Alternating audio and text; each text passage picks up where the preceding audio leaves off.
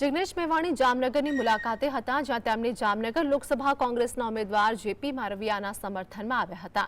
સભા પૂર્વે તેઓએ મહારાણા પ્રતાપ સર્કલ નજીક સાપ્તાહિક ઉપવાસ પર બેઠેલી રાજપૂત સમાજની બહેનોની છાવણીની મુલાકાત લીધી હતી અને બહેનોને પારણા કરાવ્યા હતા।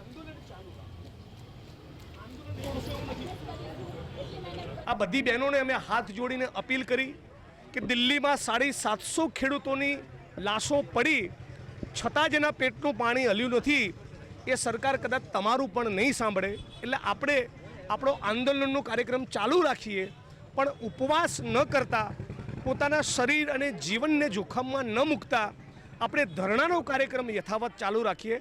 જામનગરની સર્વ સમાજની બહેનોને જગાડીએ, જેથી મેસેજ ફક્ત પુરુષોત્તમ રૂપાલા સુધી નહીં, આ ઘમંડી ભારતીય જનતા પાર્ટીના દરેકે દરેક કેન્ડિડેટનો ગરબો ઘેર આવે, એ માટેનો પ્રયત્ન કરવો જોઈએ।